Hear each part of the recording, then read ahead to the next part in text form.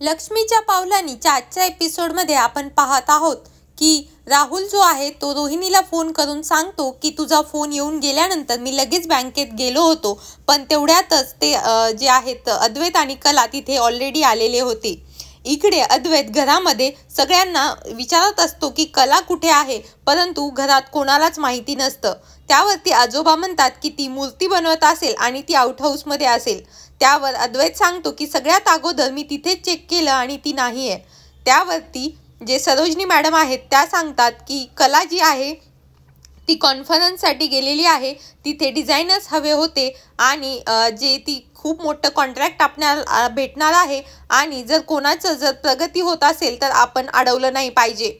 यावरती अद्वैत म्हणतो की ती मला न सांगता अशीच कशी निघून गेली। त्यावरती सरोजनी मॅडम सांगतात की ती जायला तयार नव्हती, कारण सध्या गणपती घरी येणार आहे, परंतु मीच तिला सांगितलं की तुला जावं लागेल आणि तुला फोन केला असता तर तुम्ही दोघं वादावादी घालत बसला असता, कारण तुमचं डिस्कशन हे नॉर्मल नसतं। त्यामुळे मी तिला जायला सांगितलं, ती पोहोचल्यानंतर तू तिला फोन करून बोल। पण अद्वैत म्हणतो की तिने मला सांगून जायला पाहिजे होतं आणि ती हमेशाच वेंधळेपणा करते। पण सरोजनी मॅडम कसंबसं अद्वैतला समजवतात आणि म्हणतात की तिचं जाणं गरजेचं होतं आणि घरात गणपतीची कामं करायला आपण सगळेजण आहोत, त्यामुळे तू काळजी नको करू।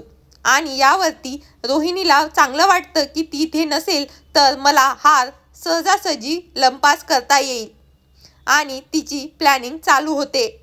इकडे आजोबाही सगळ्यांना सांगतात की आता कला नाहीये तर तुम्हाला डबल कामं करावी लागतील आणि सगळ्यांना लवकर लवकर आटपावं लागेल। यावरती अवंतिका जी आहे, अवंतिकाला तिची सासू म्हणते की आता आपल्या दोघींनाच करावं लागेल। त्यावर ती म्हणते, आजोबा म्हणतात की तुम्हाला नक्की जमेल ना, आणि सगळेच जण जोरजोरात हसायला लागतात। इकडे अद्वैत कलाचाच विचार करत असतो की ती व्यवस्थित पोहोचली असेल की नाही, ती तिची काळजी घेत असेल की नाही, हा विचार करूनच तो तिला फोन करतो। तोपर्यंत ती तिथे पोहोचलेली असते। त्यानंतर तो तिला विचारतो की तिचं जेवण झालेलं आहे का, आणि तिने जे आहे कॅबमध्ये जेव्हा पण बसेल तेव्हा ती जे ट्रॅकर आहे ते याच्याशी शेअर केलं पाहिजे। मध्येच अद्वैतला वाटतं की तो खूप जास्त काळजी करतो आहे, परंतु नंतर तो विचार करतो की ती खूप वेंधळी आहे आणि ही सगळी माहिती मला असणं गरजेचं आहे तिला सुरक्षित ठेवण्यासाठी। त्यामुळे तो तिला अट्टहासाने सांगतो की जेवण व्यवस्थित कर आणि सगळ्या गोष्टी व्यवस्थित फॉलो कर आणि कॉन्फरन्समध्ये लक्ष दे, आणि काही वाटलं तर मला लगेच फोन कर। तिकडनं कला ओके म्हणून सांगते आणि अद्वैतला सांगते की घरात गणपतीसाठी लक्ष व्यवस्थित दे। अद्वैत ही हो म्हणून ते दोघेही एकमेकांशी बोलणं झाल्यानंतर फोन ठेवून देतात। इकडे तरीसुद्धा अद्वैतला काळजी वाटतच असते की कला कशी राहील एकटीने। इकडे आजोबा येतात आणि अद्वैतला म्हणतात आपल्याला बहुतेक बाहेरनंच आपल्याला मूर्ती आणावी लागेल, कारण आता कला नसल्यामुळे आपण मूर्ती कशी बनवायची। पण अद्वैत म्हणतो की तिने मूर्ती ऑलरेडी बनवलेली आहे, फक्त त्याला कलर द्यायचा, सजावट करायची बाकी आहे, आणि ती नाहीये तर मी तिचं काम पूर्ण करेन आणि सजावट आणि बाकीच्या गोष्टी करेल। हे सगळं ऐकून आजोबांना खूप चांगलं वाटतं की तो कलाचं राहिलेलं काम पूर्ण करणार आहे आणि ते दोघं मिळून सगळ्या गोष्टी करायला लागलेले आहेत, त्यामुळे त्यांना आनंद होतो। अद्वैत इकडे जिकडे मूर्ती बनवलेली असते तिथे येतो आणि त्याला आठवतं की कला कसं मूर्ती बनवायची, पण त्यांनी ठरवल्याप्रमाणे तिला सजवायचं ठरवतो आणि जे कलर बाकी असतात ते कलर द्यायला लागतो। इकडे कला कशा प्रकारे किती निरखून आणि व्यवस्थित सगळं करायची याची त्याला आठवण होते आणि तो ठरवतो की काहीही झालं तरी आज मूर्ती ही कलानी बनवलेलीच आपण वापरायची, तिला मी खूप सुंदर असं बनवेन, आणि तो मूर्तीला पूर्ण करण्याच्या मार्गी लागतो। त्याला हे करताना खूप आनंद होत असतो, कारण कलानी बनवलेली ती मूर्ती असते आणि त्यामध्ये त्याला आनंद भेटत असतो।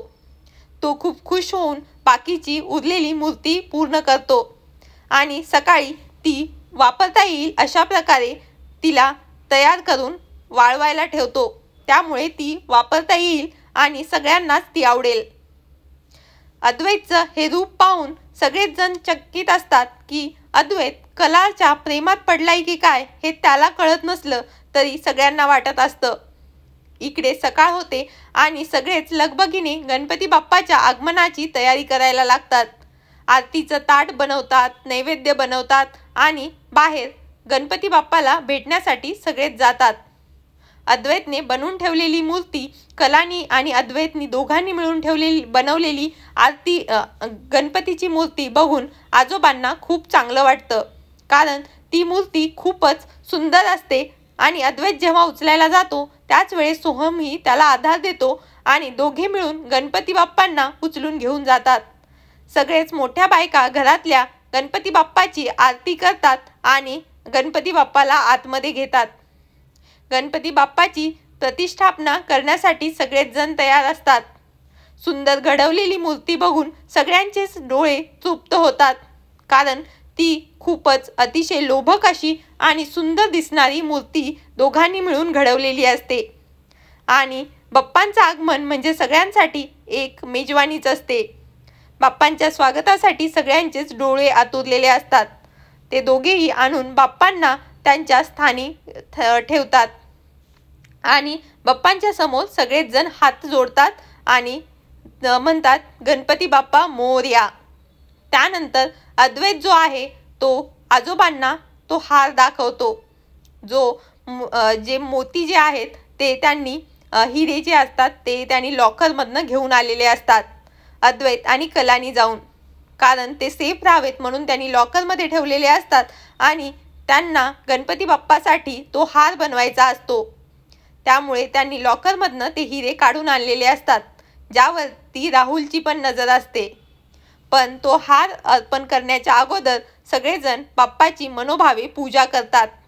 त्यांना गुलाल वाहतात आणि त्यांच्यासमोर मोदकाचा प्रसादही ठेवतात आणि बाप्पाकडे मनोभावे प्रार्थना करतात. सगळेच जण गणपती बाप्पाच्या मूर्तीची मन भरून कौतुक करतात आणि त्यांना खूप छान वाटतं. इकडे एकापाठोपाठ प्रत्येक जण आरती करून घेतं आणि बाप्पासमोर हात जोडतात. तो हार जेव्हा आजोबा बघतात तेव्हा आजोबांना दंगच राहतात. अद्वैत सांगतो की कला जाण्याच्या अगोदर तिने त्या हिऱ्यांचा हा हार बनवला होता बाप्पांसाठी.